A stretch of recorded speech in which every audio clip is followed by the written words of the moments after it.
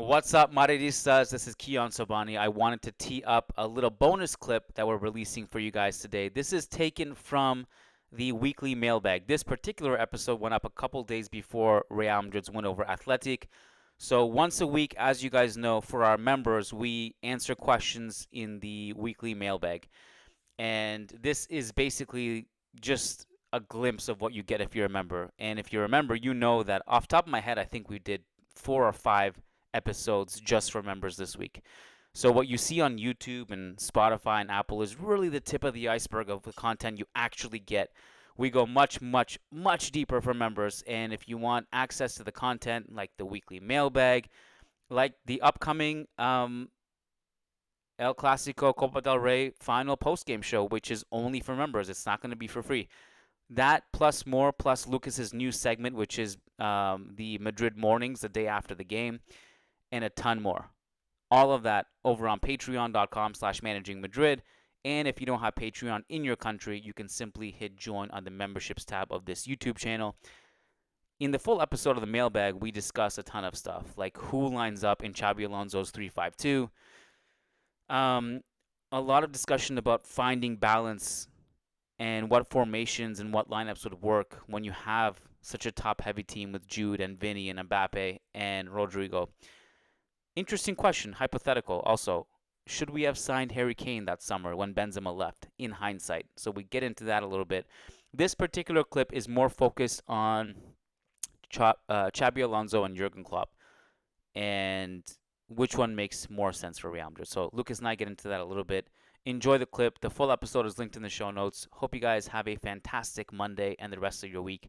We will also see you guys Wednesday after the Getafe game. Enjoy the clip. Let's go. Daniel also asks, of all the available coaches or ones rumored, who would you want and why? What would need to change with the squad to make the coach successful? I'd go with Xabi Alonso. I realize Klopp has the better reputation. He's more established. He's like the safer option, maybe. But I'd go with Xabi Alonso. I want Real Madrid to take a gamble on someone like Alonso who looks very promising and appears to have great potential as a coach, knows the club, and achieved incredible things at Bayer Leverkusen last year. So I would go with Alonso. Yeah. Klopp to me seems, I wouldn't say dated, but he seems to be on the downhill section of his career, if you will. In my opinion, he seems to be trending that way instead of going up. So I don't know if I have anything to add because we pretty much answered this question yesterday too. And you and I and Angelo and Leah, we were all talking about it. And I ultimately said that if it's between Klopp and Xabi Alonso and I had a guarantee that we're getting one of those two, I'm thrilled. I'm Yeah, same. honestly thrilled. Like Yeah, if those are the two options we're looking at and it's seriously those two options, I'm so happy that it's not like the options are not, just like Carlo and Raul and Solari or Zidane. So that was exciting for me. If it's true that those are the two names we're looking at, I have a preference of Xabi Alonso, but I also would be thrilled if we got Klopp as like Plan B. yeah, That sounds great to me. I also think same. so. Your point about him being outdated. I mean, maybe he needed the break. Maybe he needed to come back. And it's funny because initially he said, I'm tired. I need a break." And certainly the opposite of a break is coaching Real Madrid. So maybe whatever time he had off and whatever job he's bored with in Germany at Red Bull, he's probably like, well, I miss this. I want to be in the spotlight again. I want to be managing some of the best players in the world. Maybe that's enticing for him, because certainly this job was not open, a year ago. I think the midfielders he has are actually pretty much tailor made for what Klopp would Yeah. want. You Hmm. think about that Liverpool midfield and how it functioned, and he has those profiles or even better, more talented players at his disposal now. His bigger challenge would be obviously the front three and getting them to function the way he wants them to. But even Xabi will have that challenge, really. It won't be a unique situation to Klopp or Ancelotti or any coach. It's going to be a pretty much universal problem when you have these players. So I'm okay with both of these players. Both of these coaches rather. You know. About his, I'm no expert in Liverpool by any means. I'm not in on the top of their information, their reports, their rumors, or anything. But to me, the club situation there and the fact that he decided to go to Germany on his own terms without getting sacked, and that was just an amicable way of parting Mhm. ways with Liverpool, in my opinion. Never truly felt he actually needed this break or anything like that. It was just a PR move by both sides to make this friendly, classy, respectful, and all those things, in my opinion. But again, this is just an outsider's take on the whole situation. I have no idea about the how it all went down.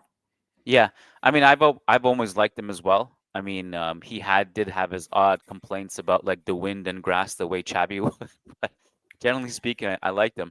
Yeah, Um, I the bigger challenge will be on Real Madrid's board because whether they choose Xabi or Klopp, you think about Klopp, the guy is used to dictating the transfers.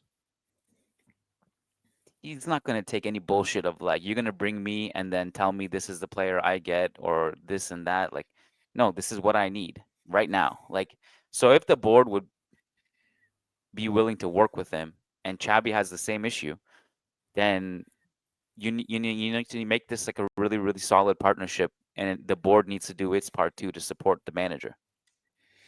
I would say that Xavi is a little bit easier for the board to work with Probably, than Klopp, even probably. though every coach would benefit from this option and this ability to dictate the transfer window, as you mentioned, and Xavi is no exception. I feel like Klopp, being more established, having more pedigree, would be more ruthless, if you will, with the board, and more like straightforward with the board with what he wants, and less forgiving if something doesn't end up happening. So if Klopp is the option, the board needs to realize they need to give him the same power they gave Mourinho.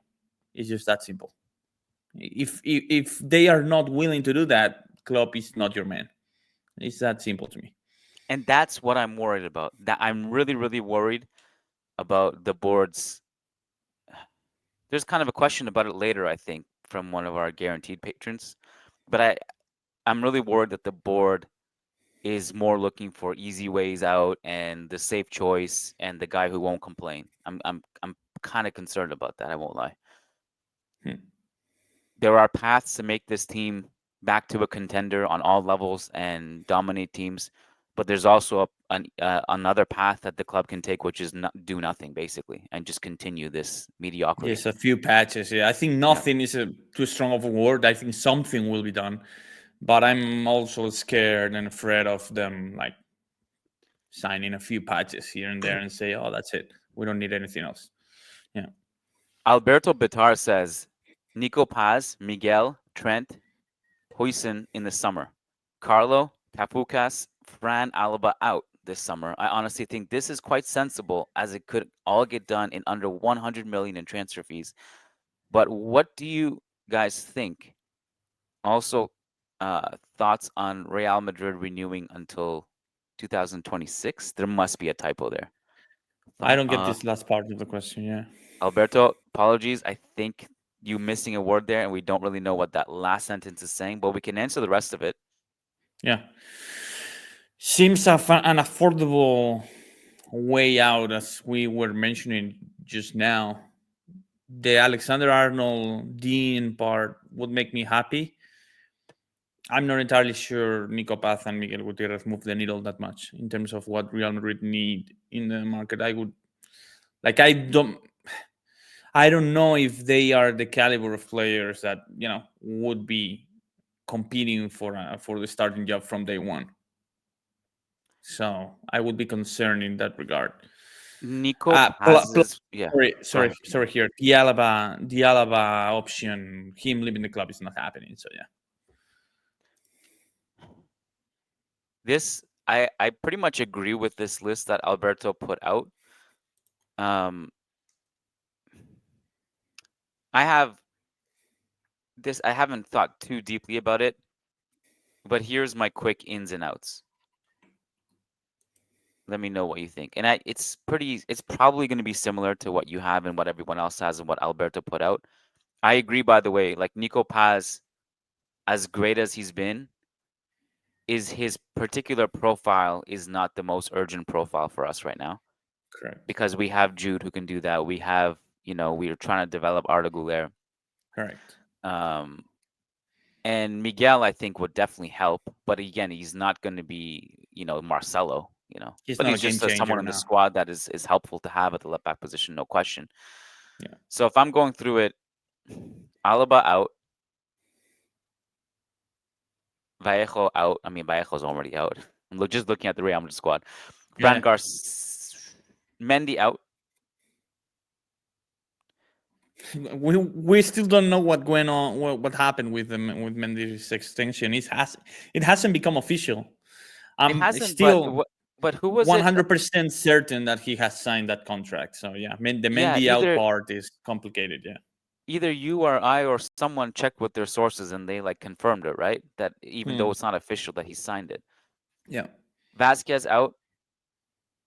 These are, by the way, these are the easiest things to do because Vasquez has no contract. It's so easy. All you have to do is just not renew. Very easy. Vasquez out. Um,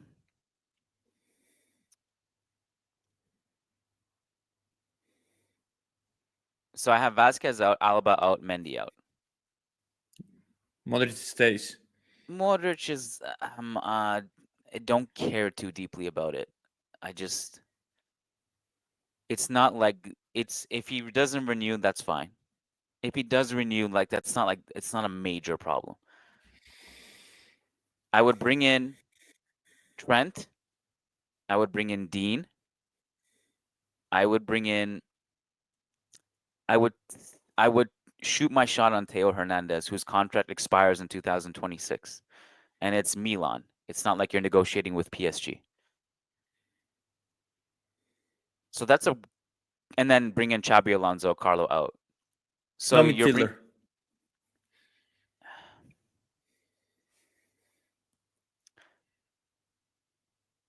I'm still struggling to know who the midfielder is. Yeah. Basically what I'm saying is you take those players out, you bring those players in, and see what Xabi does with that midfield. Because I think we have profiles to make this work. I don't think we have the right direction to make it work. We need the clear upgrades. People in the chat saying Zubimendi. I'm just not thrilled about Zubimendi. I don't think he changes things that much for us. I really don't. I'd rather go all in for Varela or Vitinha, for example. Yeah, Vitinha is impossible. Yeah, I know. PSG, sure, I yeah. think there is a question about Vitinha. Maybe I don't know if we'll have time to get to it. Vitinha, is it a guaranteed question? No, it's not. It's not a guaranteed question. But my thoughts on Vitinha, yeah, he actually is a profile that we need. I would sign Vitinha if we could. He makes sense. But Varela Vitinha doesn't? had Barella too. Okay, okay. But the question, but Vitinha specifically is that yeah, he fits the profile, but he also plays for Satan FC, and his contract goes until 2029. I think. I think it's like a ridiculous contract.